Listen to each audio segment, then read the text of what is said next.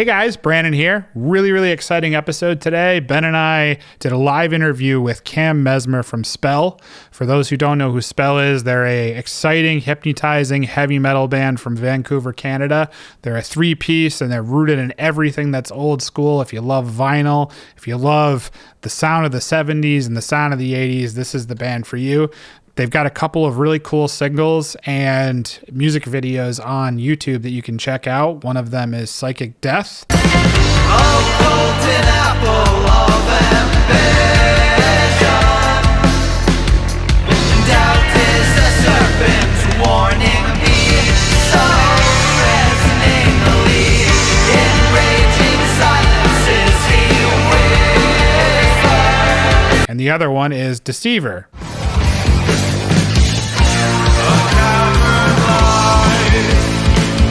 Forgotten deep within the earth, alive with gold and bright with gems of boundless worth. So check those out. We talk about some really cool stuff in this interview. Talk about the recording process that Cam went through with the band, the writing process that these guys typically take, which is super interesting. How they got into vinyl and as music collectors and musicians, the painstaking process of, picking a studio, picking your record label, and, just an all around great conversation about, living as a musician in this time and age. So stay tuned. This is a really interesting episode, and Ben and I are going to do more like these in the future. So check out Spell and let us know what you think in the comments. So do us a favor, introduce yourself and tell us what you do in Spell and your role in the band.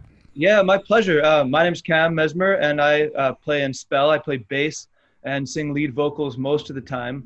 And I guess I do most of the songwriting, although we bring everything together and we all do a bit of songwriting as well. Nice.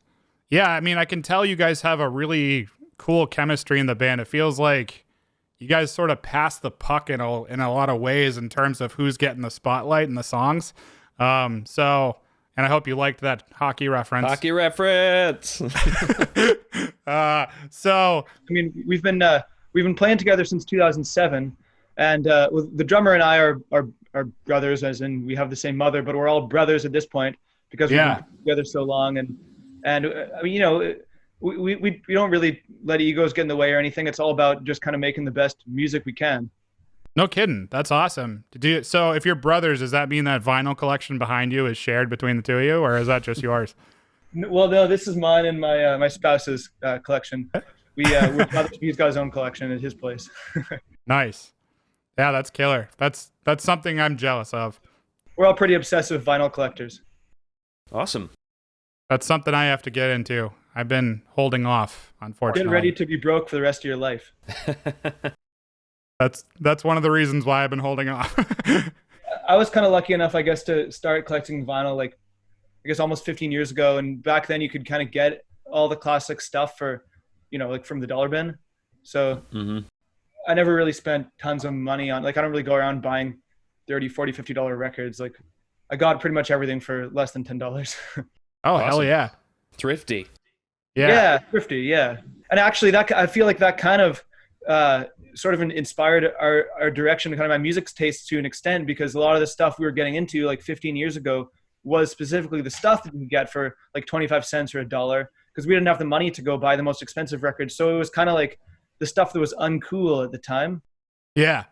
But we got into it anyhow and we found it cool. So I kind of think that's maybe one of the reasons we sound a little different, because we weren't out there buying all the cool guy records. The cool guy records. That's an interesting way to put it. So just a factoid that we found out, the band started out as Striker until you changed over to Spell in 2013. Can you talk a little bit about the history of that? Yeah, sure. So we started out, and we obviously back then when we started in 2007, we were teenagers, and we were just kind of trying to ape our idols. We wanted to sound like Judas Priest and Iron Maiden, Megadeth and stuff. And of course we still love those bands, but eventually, well, I guess there's two parts to it. There's another band from Edmonton called Striker. Theirs is spelled with an I, ours is spelled with a Y. But they were, they're super talented guys, and they were getting tons of success. And so we started the same year as them, and we didn't know about them when we started. But eventually, they were like touring the world and playing all the festivals, and we were like, we should probably not have that name anymore. So, and also we also kind of felt like our sound was changing a little bit, kind of getting a little bit more diverse. We wanted to have a bit of a sort of a dreamier sound, a little bit of a weirder sound, and we felt like with a name like Spell, we could play whatever the hell we want for our whole lives without having to be pigeonholed.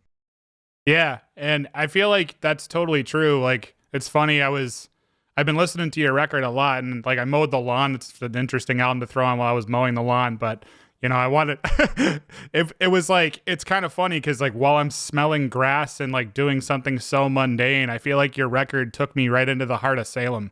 And yeah, that's cool because one of the ways that we kind of think about our riffs a lot is being like those kind of grooves that'll get you moving while you're doing menial tasks. Like we always have a joke within the band. We talk about like the washing, like the mom at home washing the dishes riff. We want her to be like putting in her headphones and just like grooving away as she's scrubbing the pots and pans. Nice. Oh man, that's perfect. Yeah. So another question for you, Cam. So we read recently in an interview that you had said that many bands find their third album the most difficult. They're trying to recreate what they've already done. And for you guys, you said it gets easier and better every time. What has the band learned from those prior albums, and how did it get easier? Sorry, what was the second part? How did it get easier, and how did it get better for you? Yeah, totally. Well, I mean, for one thing, we're better players. We learned about how to play our instruments, but also probably more importantly, kind of how to construct a song. Like that's the thing that I'm kind of obsessed with the most, is learning how to make the chorus jump out from the pre-chorus and how to make all the parts fit together in a way. Like I feel like it's all about kind of transitions. Like how does one part make the next part more interesting? So that's kind of what I obsess over. But yeah, like there's so many bands out there. I feel like they'll start their band being like, oh, like we're gonna make like a motor banging like D-beat band, or like we're gonna make like a Thin Lizzy worship band, or like or like whatever it is. It's like kind of these specific references, and as they go, they start getting kind of like more specific. Like, oh, we want like a Sad Wings era Judas Priest worship band. And there's nothing wrong with that. Like, frick, man, I love Sad Wings era Judas Priest, but we kind of went the opposite direction. We kind of like, we started with our more specific references, and then we just keep getting into new types of music because there's so much cool music to get into. And every time, we're like, oh, like, frick, man, we're just getting into jazz, and we've been like digging the Miles Davis and stuff. So let's, do some weirder stuff that sounds more like that on our next album, So, like there's inspiration everywhere. And I feel like if you can't find it, then you should like look somewhere else, because, it's around. Yeah. That's interesting you say that, because like, I remember back when I'm 33 now, and I was looking like back when I've been playing in bands forever now. Like, in fact, one of my first bands was with Ben back when we were like 16. Cool. But it's funny, like back in those days, and feel free to chime in here, Ben, like remember back when it was more cool just to play complicated? Oh yeah. Oh, the shredding thing was like it kind of carried over from the 80s, but like the sweeping, the shredding, and like having complex riffs and structures, and now it's like I just can't do that stuff. I never could. Yeah. So it's kind of funny too, because it's like now I feel like we're in an era where people are revisiting more so about like good songwriting. Like they're focusing more so on hey, let's focus on parts of the song where certain pieces of the band will shine, and it's more about the composition and less about we need to make sure that our guitar player gets a minute and a half of ridiculous solos. Yeah. I mean, we love our Marty Friedmans and our Jason Beckers and stuff as much as the next guy, but I do think that above all else, for me personally, comes the composition of the song. Mm-hmm. It really comes through too in Opulent Decay and in the stuff that you guys are doing. So, and one of the when I first hit you up, Cam, what I wanted to really do is just kind of pick your brain a little bit about the audio fidelity and things like that. So that kind of leads into our next question here is. There's lots of layers on Opulent Decay. There's synths, multiple guitars, panned vocals. How do you guys handle this live? Have you played any of your songs live? Because it's such a massive sound. Yeah, man. Yeah, I mean, we played some of these songs. We did a tour last year with Lucifer, and we played a couple of these songs just kind of to like test drive them before we recorded them. But what we've been doing for a few years now is we've got like a Moog Taurus pedals, like the bass synthesizer. It's kind of the same setup that Rush uses. So we've got synthesizers that we can play with our feet. We've also got a sampler that we can use. So I can like trigger, if there's like if we're playing synthesizer parts with our feet, but there's some other parts we want at the same time that we've only got so many feet, then I can kick on the sampler. And like, some people might consider that cheating. I don't consider it cheating at all, because in order to do that, we've got to be perfectly in time. Like, it's not like some bands play with these backing tracks where the drummer's got to click and the whole thing's just pre-programmed. Like, I remember a little while ago, I won't name any names, but we were playing a show and one of the bands was doing their sound check, and they were sounding pretty good, and then suddenly they all stopped playing their instruments, but the song continued. And I was like, wait a minute, why are you on stage? Yeah. We don't do anything like that at all. Every single note we play live is live. So if I hit a sample, then we've got to be playing perfectly in time with it, or else it's going to fuck up our whole song. And everything else is played live. There's some stuff that we have to omit, like we do as much of the vocal harmonies as we can, but if there's a thing here and there that we can't do live, I consider it. I mean, I think like if people are going to listen to our recorded songs thousands of times as opposed to maybe only see us live a few times, I'd rather do the very best we can on the recordings. Absolutely, and that really kind of transitions well into our next question, which was talking about the process at Little Red Sound Studio. The album sounds like it came like from the 70s, and it's got a really just very nice warm analog blanket around it it's just very well mixed. Did you guys do like did you play it live in the studio, or did you like punch in? What was the process like, and do you have any interesting stories from that recording session? Yeah. So we wanted to make the album as much like the classic albums were made as we could. I really love the idea of a band just going into a studio and like living there together and just completely breathing the music until it's finished. I feel like there's so many bands nowadays, and I recognize, sometimes this is just the way you got to do it. But when people are like sending tracks back and forth across the country and like, recording a click track here and then adding in something there, we didn't want to do it that way at all. It's just not our style. We respect like live playing and musicians who just play with their souls, and that's what you hear. So we recorded we recorded all the bed tracks completely live. There were just the three of us playing together, and we just did it like dozens or more times in a row until we got it right. And then of course, some of the layering happened after that. But man, I got to give a big shout out to Felix Fung at Little Red Sounds. It's a fantastic place, and he's an amazing producer. When we're working with him, we kind of gave him like a little bit more creative input than we normally would, because kind of like the dare I say, like the fifth Beatle sort of thing. Like he's got such a great sense of maybe like this part is too long and it needs maybe we didn't want there to be any fat on the songs. Oh, interesting. So you gave him that kind of leeway with helping you like shape the songs too. That's really cool. Yeah, I mean, we came in there with everything done as much as we considered it, but then we trust him, so if he had a sense that something should be a little different, we respected that and we paid attention to it. I do think the role of a producer is an important one. Do you guys have a relationship with Felix? Have you worked with him in the past? Yeah, we recorded the last album with him as well, and that Awesome. was kind of our first trial by fire recording in that style, because it's totally different than when the way I think most recording studios work these days. Because we just like if I couldn't sing a part perfectly, I just sang it 100 times until I either died or got it. Yeah. There's no auto tune, nothing like that. Man, and it was tough. It was tough on this one, but it was especially tough on our last one, because we did everything completely 100% to analog tape, and wow. There's no room for mistakes of any kind. That's crazy, because I mean, so I come from bedroom recording. Like I run a like small, humble little studio where I kind of do my own thing here, and it's I have a ton of respect for people who do what you're talking about, because it's you need that level of madness to get the magic in the recording, where like if you look at like the old school recordings of like Iron Maiden, where Bruce is just wailing and crushing those songs.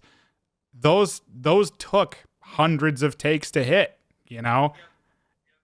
and they wouldn't be that special if he wasn't about to quit that band during the recording session. Man, tell me about it. Like, I know what it's like to have like your fingers bleeding and you're just pounding back the ibuprofen because you know that you can't leave the studio until the recording gets done because they can't switch out all the analog tapes and have the next guy come. It's not like you can just open the Pro Tools file. Once you take down the tapes and like take the mix off the mixing board, you can never get it. You can never set it up the same again, right? So yeah, you got to get it or you won't have it. And that's huge because especially coming from that kind of recording background, like in the day of Pro Tools, it's refreshing to hear this take because, as a producer and in the age of like amp simulations and things like that, you could easily go back into a mix and tweak the finest of details. And the fact that you have to just be ballsy and commit to a sound in a tape session it's a lot of guts, and you guys ended up with a super special record. And I love the way it was mixed. I love the decision for the kick drum to be super boomy and loud. The kick drum sounds like it's like 45 inches in diameter. It sounds huge. And just everything in general, everything is so well balanced and it sounds like a time period piece. Thanks a lot, man. I really appreciate that. Yeah. And by the way, I feel like I should say I've got nothing against the bedroom recording stuff. I do that stuff too. We make demos that way, and I record other bands like that. So I'm not trying to diss on it. We just want to do this in a different way. Yeah. There's no wrong approach. I mean, hey, if you're getting after it, you're getting after it. The next question we got is about Bad Omen Records. I'm not really familiar with them, so if you could talk about them and your experience with them, I'd love to hear it. Yes, yeah, sure. So Bad Omen Records is run by Will Palmer, and he's the bassist from Angel Witch. And the cool thing about his label, the reason we were originally attracted to it is because there's a pretty small selection of bands on it, but they're all bands, if I may humbly say so, they're really good. Like every band on the label I have massive respect for, and I like have all the albums, and I love their music. Like Satan Satyrs and Witch Hazel, bunch of others, but I feel like there's some labels out that'll just that are kind of like quantity over quality, and that kind of rubs me the wrong way a little bit. I'd rather just be kind of like part of a well curated little roster, and put like a lot of focus on having each album be as good as it could be. Yeah, that's awesome. I mean, it's cool too that like you guys have gone down to the fine detail of even carefully choosing your label. Like, I mean, that's just really cool to see that you're pinpointing like every facet of what people don't really see behind the scenes of making a band. Things like choosing a recording studio, choosing your label, choosing your guitar types and sounds, and like the amount of painstaking work that goes into creating a record is crazy. And I love that you guys labored over every piece of that. Yeah, I will say, speaking of those guitar sounds, one thing I'll add that I thought was kind of interesting. So all of our songs have, of course, guitar layers. There's probably 4 layers of guitar on every guitar you hear, and every single layer we did on every single song is a completely different sound. We used we had about 6 different amps and about 5 different guitars, and just from combinations of amps and cabs, and we never repeated a sound on the album. We never were like, oh yeah, the Marshall through the Les Paul, we'll just use that for everything. Wow. Yeah. Every song's a different sound. That's crazy. And that kind of gets into the next question. Like, is there a particular brand of gear that is important for the band? Yeah, sure. We really like Lato guitars. They're made by a luthier out of Ontario. I think he actually just closed up shop, but most famously, probably, I think Iron Maiden used them on the Power Slave era. So Steve Harris has a Lato bass, and Adrian Smith's got a Lato guitar. But yeah, it's a great Canadian luthier. It's like high quality stuff. They're just heavy as all hell, and no one else was playing them. So they're really beautiful guitars. We managed to pick some of them up for pretty cheap because no one really knew what they were. But yeah, shout outs to Lato guitars. That's awesome.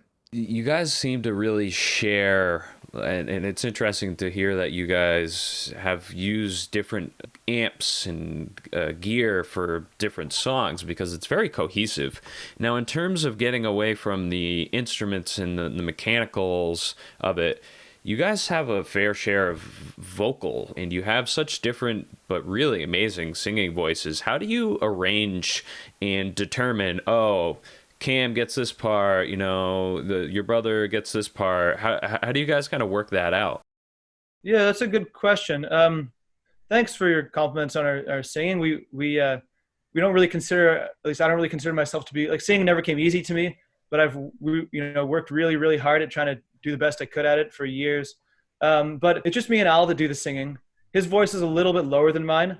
So when we get into it, sometimes I'll be singing a part and, I'm just not getting the low notes with quite as much power. So then I'll pass it off to him.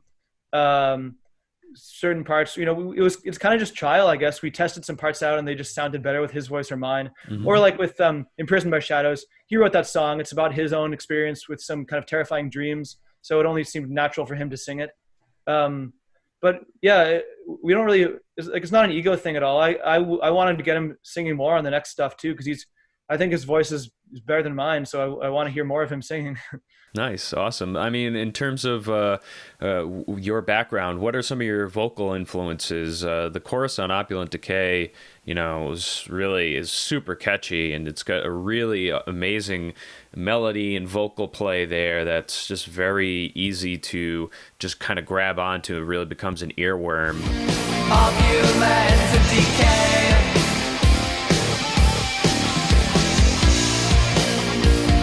Opulent Decay. You who felt cold, sleep on sound on nature's bed. What are some of your vocal influences?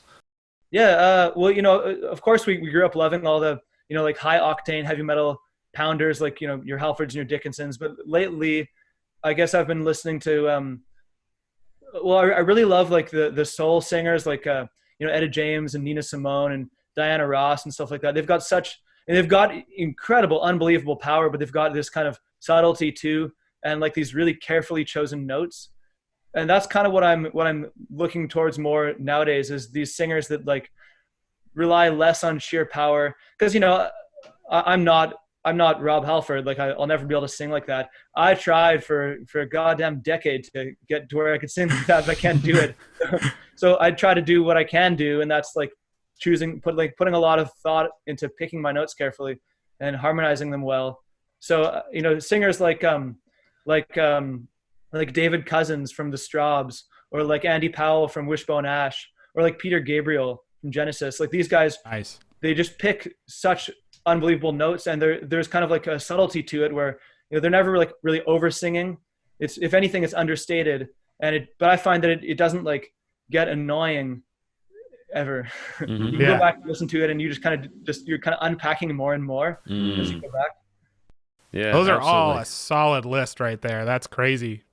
You just fired off so much. Like, now that you mentioned all of it, I can hear it all, Right. One particular part of the album that really blew me away, and I don't know how I didn't really notice it the first time, but I actually noticed it while I was mowing my lawn, was on Ataraxia, the vocal layering part. As towards the sea will tumble restless bone, tell not a mother I've been drowned. Where you guys are like, it sounds like you are summoning all forms of every part of nature in the world, and it sounds super dark and awesome. It's one of the highlights of the album for me. How did you guys write that? Was there like an iterative process for that? So obviously it's like heavily inspired by sacred choral music, like church chants.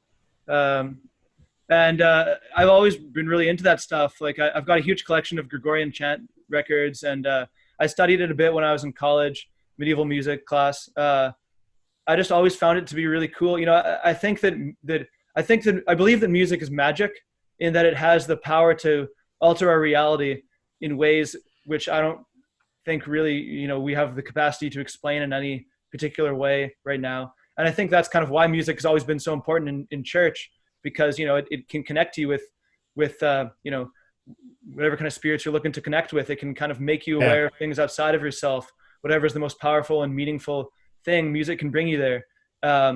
And so that's kind of why I wanted to bring a little bit of that kind of holy feeling to the album, because, you know, for us, there's nothing more important than music, but also than the music that we're creating. You know, it's we pour every bit of ourselves into it with absolute devotion. You know, so for that particular song, it's my own voice layered 94 times. Holy shit! Really? Wow. Yeah. And I've never heard something quite like that done on a heavy metal record, and I don't know why. Like, it seems to me, anyhow, the mood seems to really fit well. So I just, you know, I wanted to be the first to do it, I guess. If it's been done some other time, someone's probably going to point it out. Please let me know. I'd be happy to see it. I haven't heard it on heavy metal records, but I hear it on like doom and some black metal and stuff like that. Yeah, there's chanting type stuff, but I've never heard. I mean, maybe you'll point something out to me, but like a full-on Gregorian chant type thing. I don't know if I've seen it. Not really. I mean, like Rotting Christ and stuff does that, but okay, maybe so. Maybe it's been done. Yeah, maybe I'll have to check that out. I mean, it's not like the focal point of the band. You know what I mean? So the other part that, you know, we were talking about painstaking detail in terms of creating this record. Did you guys have input into the album art? Because it's absolutely stunning. And can you share anything about the artist and the choices with the album cover? Yeah, I chose the album cover. We were looking for something for a while that would fit, and, you know, just looking for different artists that we thought would do the job. Adam Burke did our last album, and actually it's hanging on my wall right up here. Ah, yeah, nice. Yeah, my spouse bought me the original for my birthday a couple years ago, which was really awesome. But for this one, we just wanted to do something a little different. So I was looking around for weeks and weeks, and there's this fantastic ancient used bookstore downtown in Vancouver, and it's one of those places where it's got like hundreds and hundreds of piles, just tens of thousands of books stacked up that seem to be like totally disorganized. And then under that, there's this huge like musty basement, and you can only go down there if you have a specific reason and the guy lets you in. I was lucky enough to get access to that basement. I just spent all day looking through piles and flipping through books and just like looking for some inspiration for what the album cover should be. And eventually I came to this book on like surrealist and dada painters. And so Max Ernst is a German dadaist surrealist from like the middle of the 1900s. And I'm familiar with his work. Like, I've seen quite a bit of it. I've been a fan of him for years, but I'd never seen this particular painting before. It's called The Eye of Silence, and it was from 1943 and 44, I think it was painted. And wow. I flipped open this book, and suddenly it was there, just like spanning 2 pages. And I had never seen it before, and I was like, holy shit, this is it. So I managed to figure out that I could license it, and I got in touch with the estate of Max Ernst, like his great grandchildren or something, I don't know. And I was able to get a license for the album use. I was thrilled. Wow. That is an awesome story. Seriously, that's incredible. And it's so rare to hear that you would go to such lengths and kind of have that aha moment, and then to hear that you had to reach out to the estate of the artist. That's so cool. How did that process go? Was it pretty smooth? It was pretty annoying. It was like, so I had to email the gallery in which it was housed first. And of course they were under construction and closed.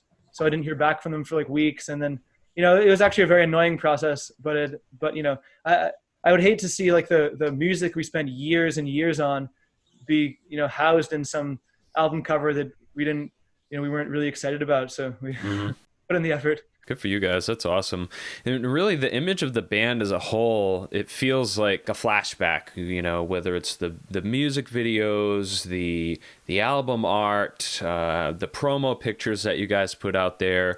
You know, it feels like a flashback to like the late 60s and 70s. What does it really mean for you all to truly embrace that that culture, that look that you're putting out there with your music? Yeah. Good question. So, I mean, of course, a lot of people are, you know, like labeling us as a retro band or whatnot. We've never considered ourselves to be a retro band at all. Like we're not, like, of course, you know, I'm listing a bunch of artists from the 70s and stuff, and we're talking about recording on analog tapes and stuff. So obviously we like a lot of that stuff, but my experience has always been like, you know, I think that it's a contemporary experience, and we consider ourselves to be a contemporary band. Like, you know, the reason we're into that music is because, like I said earlier, because we got those records because they were cheap and they're the ones we could afford. My parents never listened to this music, so it's not like we just got it all from our dads or something like that. You know, we discovered it on our own, and it was kind of just circumstantial based on how the world works when we were growing up. So it's just kind of, I don't know, it's who we are. We like vinyl records because, well, why do we like vinyl records? I think the main reason I like vinyl records actually is because whenever I'm listening to, like, I feel like my computer is where I go for work, you know? Like if whenever I'm on my computer, then it's like the work emails are piling in, and it's like, there's always this and that to distract me. And like the ads are popping up and someone's sending you a message on Facebook. When I want to listen to music, I want to just take a record and put it on the turntable and sit down and listen to it. You know, like, I feel like it's the opposite of this kind of hyperactive culture where everyone's like jumping between songs and it's all just about like short hooks. Like, you know, we like listening to the stuff where the focus is the entire album and you can sit down and just spend 45 minutes like really sinking into an entire piece of music. That's what I enjoy and respect, and that's what I want to do in 2020. That's awesome, man. That's really awesome. And it's actually, we'll kind of circle back to that, I think, in a little bit in the interview. But we actually put out a video yesterday talking about what it means to kind of have both feet in, you know, the digital age and the analog age, because you look like you're about our age, so you probably grew up in an era where you had an MP3 player, but you also had cassettes and vinyls and things like that. So it was kind of, I think it's really cool the way and the reasoning that people take one path or the other, or kind of merge both paths. So that's really great, balance, I guess, because, you know, I still use Spotify. There's time, you know, like my car doesn't take anything except for Spotify. So, you know, you gotta have a foot in both worlds. Yeah, absolutely, man. So, switching gears a little bit into your music videos, you guys have really cool music videos. Where did you shoot Psychic Death? The black and white was really awesome for the song choice with the smoky auras. You know, what was the inspiration for the video? Did you guys have a hand in the direction, or did you just kind of throw the song to somebody, or how did that work out? So, I mean, I got to give a lot of credit to our man, Sean Edwards. He's a filmmaker. He's our buddy. He's a filmmaker out of Toronto. We got to know him when we went on tour a couple of years ago with his band Witchstone. But man, he's a fantastic filmmaker. And, you know, we talked to him about it for a few weeks and just, you know, batted ideas back and forth.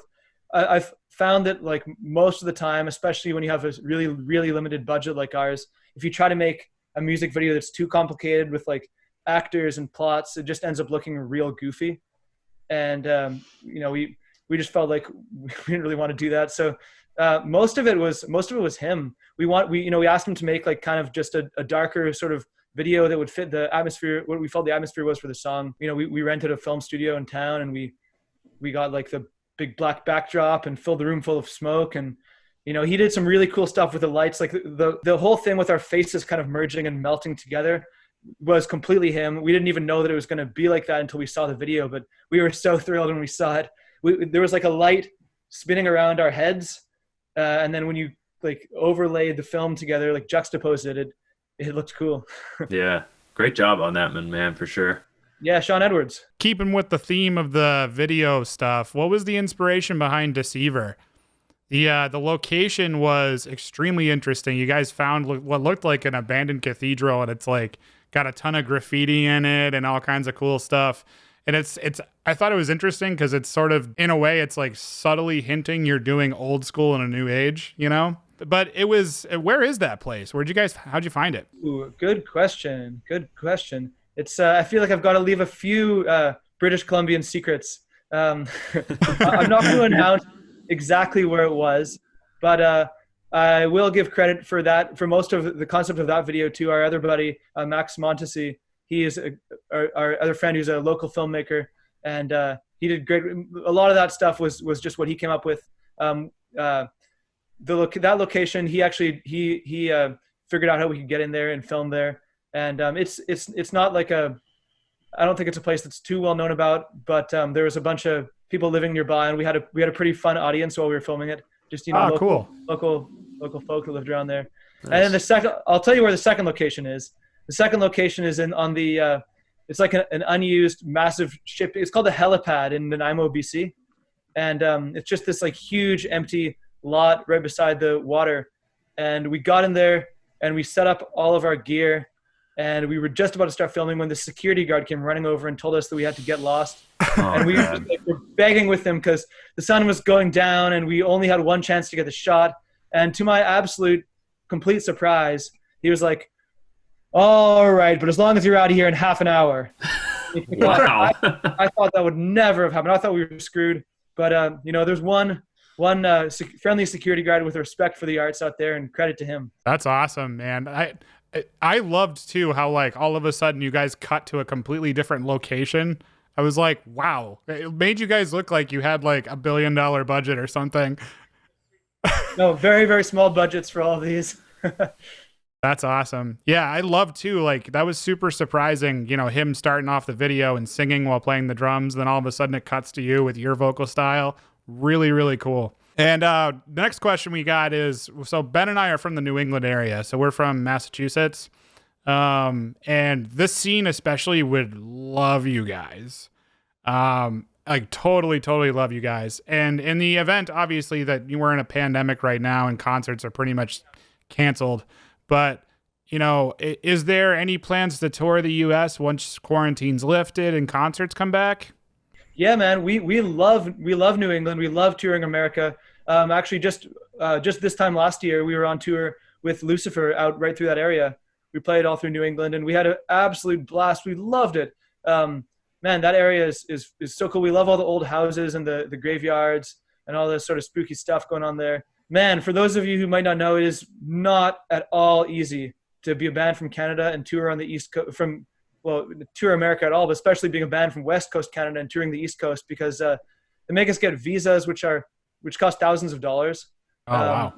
And then of course you gotta fly all your gear across the country, which is also a major pain and super expensive. It's one of those things where like if you don't have like a big tour planned out that's going to be successful, then you're going to lose tons of money. Like we do things the most budget way possible, and we were still probably like $8,000, $8,000 to $10,000 in the hole before that last Lucifer tour, just between like renting vehicle, renting the gear we couldn't bring, printing merch, like the promo, the booking agencies, the artwork, getting our vinyl shipped from England to meet us there, like and of course getting the visas to be allowed legally to play there. It's tricky because if anything goes wrong, like if you book the tour and then suddenly COVID happens and you can't play it, you're going to lose a buttload of money.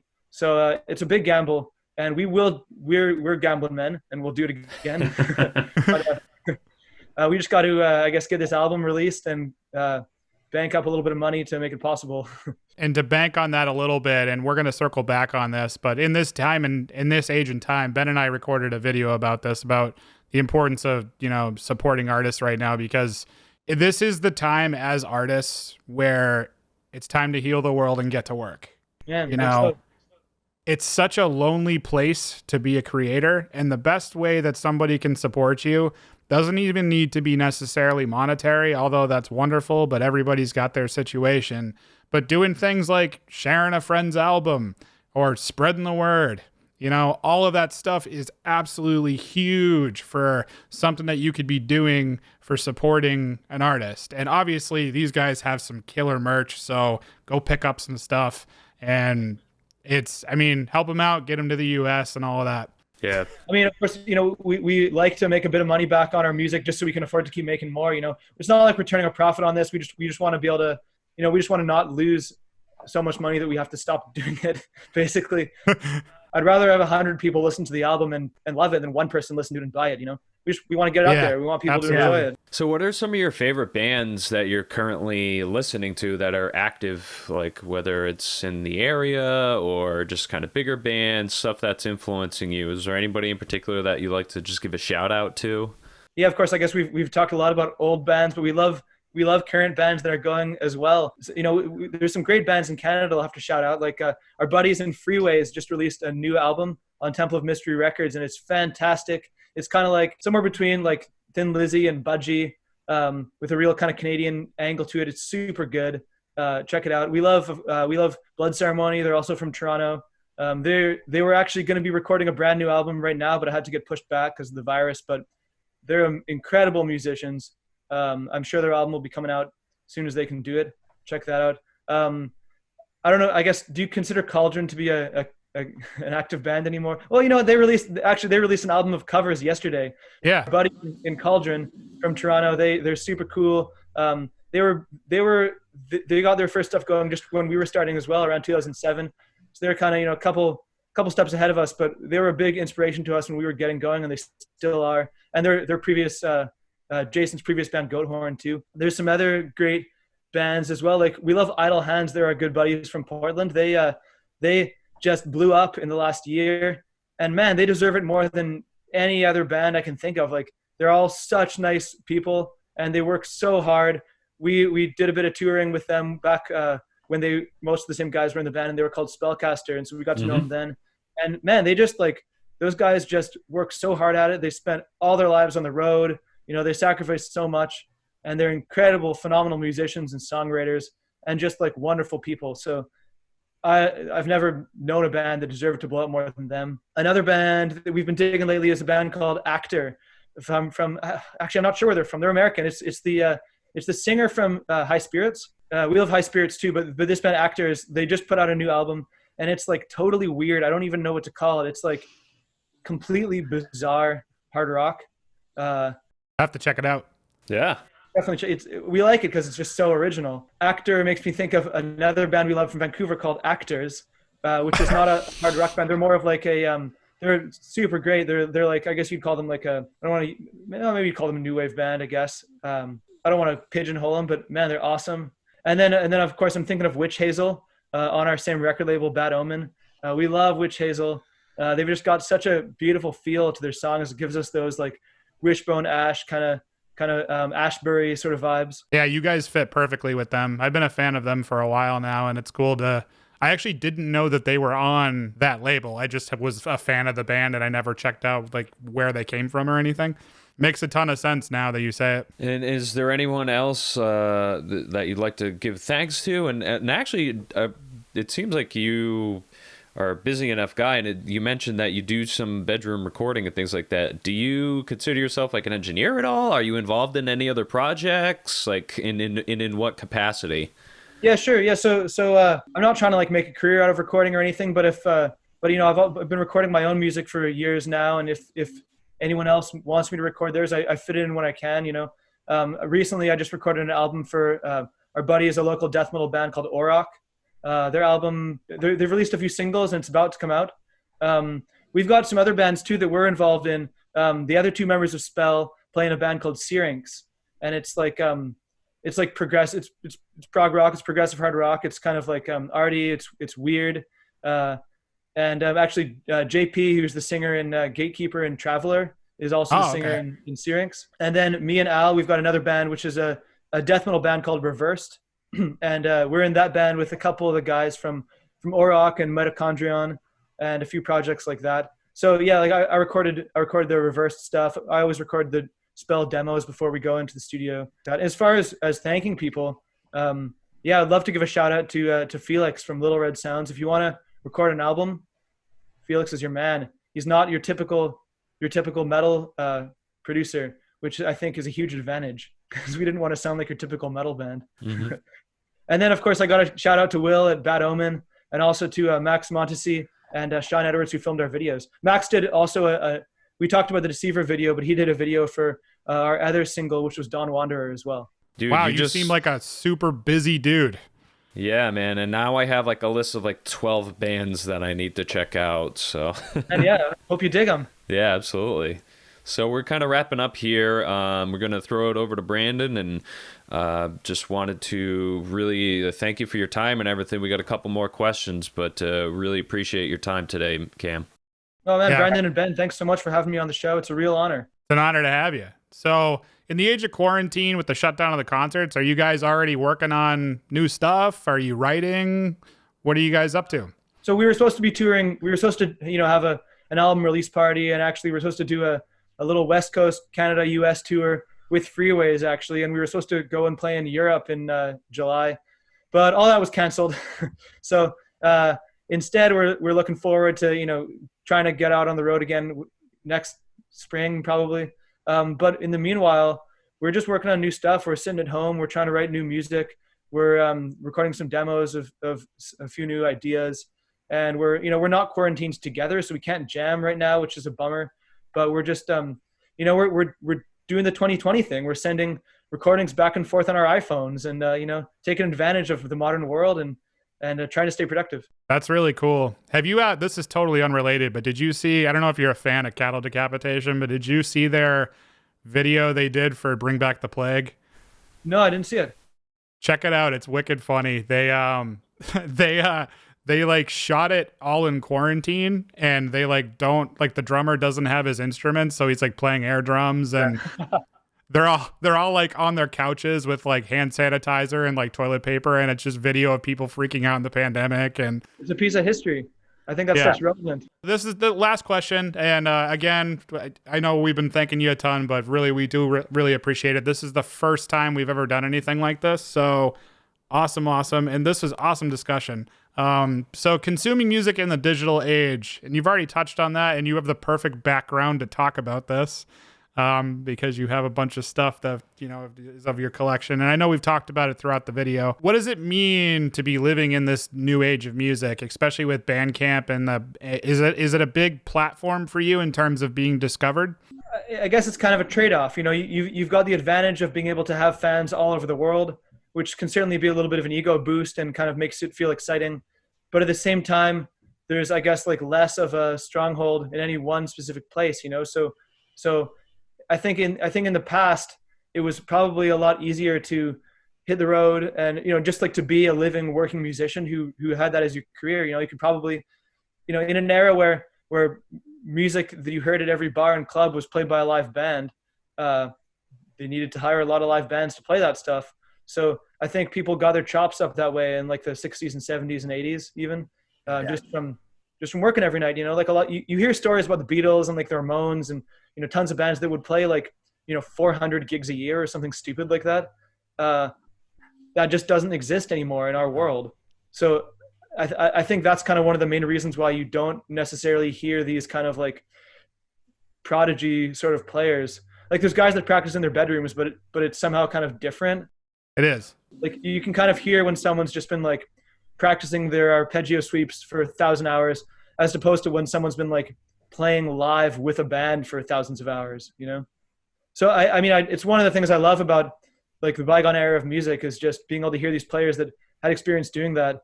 I have massive respect for it, but I also have respect for what people do nowadays when, we're rising to different challenges. Like people are isolated, like especially in quarantine, we're sitting alone in our rooms and we're trying to make meaningful, beautiful music, with these limitations. Yeah. I think there will be great music from any era. I don't really privilege one era over another. There's always like fantastic artists who are doing their best and who have something relevant to say. So I respect it all. That's awesome. And thank you for providing all that input. I think that's huge. And I think thanks for listening. Yeah. Yeah, man, this has been really awesome, dude. We really appreciate your time today, and I think that you've got a lot to really put out there, and it's very nice to talk to somebody who's so humble and knowledgeable and just kind of in tune with like what's going on, and we really appreciate your time today, man.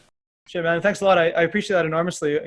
I'm excited to check out the show and see who else you guys get on there, and we should keep in touch and talk about music. Absolutely, dude. Love to. Once you get in the area, it'd be awesome to, maybe grab a drink and hang out at a show or something like that. Yeah. I got a lot of family out in New England, actually. So my grandma's out there and she's about to turn 100. So I've been holy shit. Find a way to make a trip out there to see her.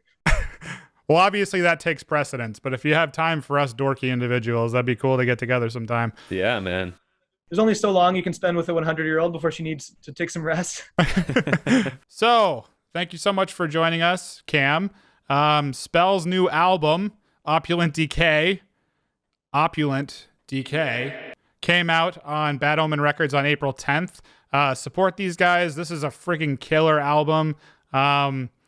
I mean, we might do a review of it, but I feel like this is kind of the review in a way that we love the record, and you should absolutely check it out because it's insane.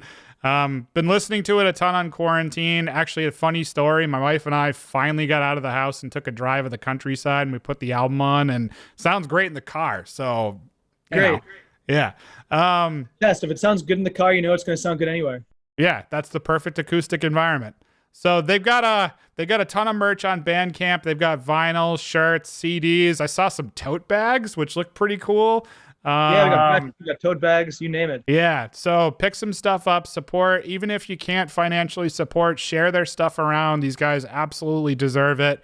They're the masters of hypnotizing heavy metal. Show Spell some love. Thank you so much for watching. And any last words, Cam? Yeah, thanks so much for tuning in. I'm Cam Mesmer from Spell, and you are listening to Metal Forge Reviews. Thank you very much. See you guys next time.